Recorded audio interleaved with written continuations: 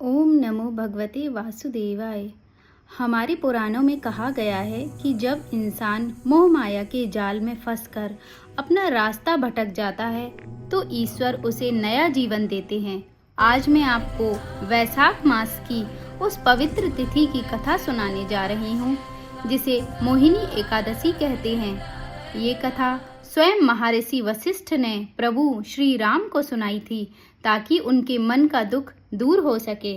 सरस्वती नदी के किनारे भद्रावती नामक एक नगरी थी। वहां पर धृतिमान नामक चंद्रवंशी राजा राज्य करता था। इसी नगरी में धन धान्य से पूर्ण पुण्यवान धनपाल नामक एक वैश्य भी रहता था। वह अत्यंत धर्मात्मा एवं विष्णु भक्त था।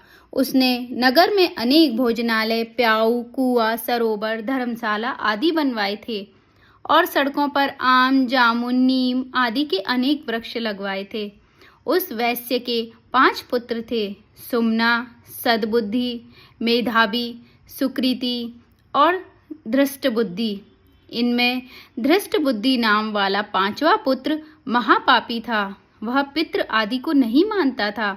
वह वैश्या और दुराचारी मनुष्यों की संगति में रहकर जुआ खेलता, पर स्त्रियों के साथ भोग विलास करता था तथा मांस का सेवन करता था। इसके अतिरिक्त अन्य कुकर्मों से भी वह अपने पिता के धन को नष्ट करता था। इन्हीं कारणों से उसके पिता, भाइयों तथा कुटुंबियों ने उसको घर से निकाल दिया था और उसकी निंदा करने लगे। घर से निकाल देने के बाद वह अपने गहने और कपड़े बेचकर निर्वाह करने लगा। जब सब धन नष्ट हो गया तो वैश्या और दुष्ट संगी साथियों ने भी उसका साथ छोड़ दिया। अब वह भूख और प्यास से अत्यंत दुखी रहने लगा। अन्य कोई सहारा न देखकर वह चोरी करने लगा।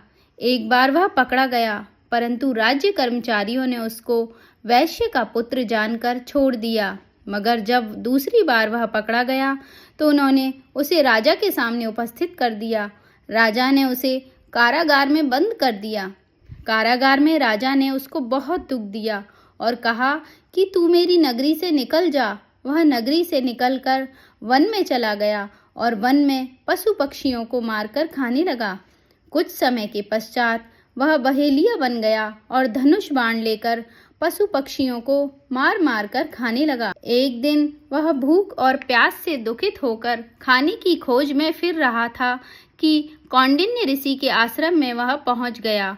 उस समय वैशाख मास था और कौंडिन्य ऋषि गंगा स्नान करके आ रहे थे।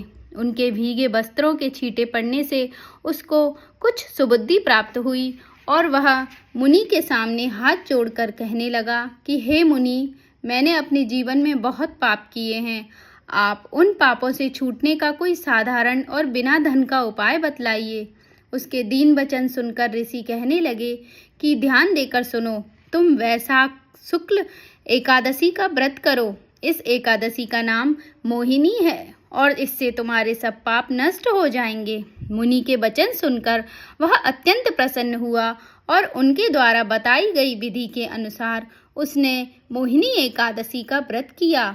हे राम, इस व्रत के प्रभाव से उसके सब पाप नष्ट हो गए और अंत में वह गरुड़ पर चढ़कर विष्णु लोक गया।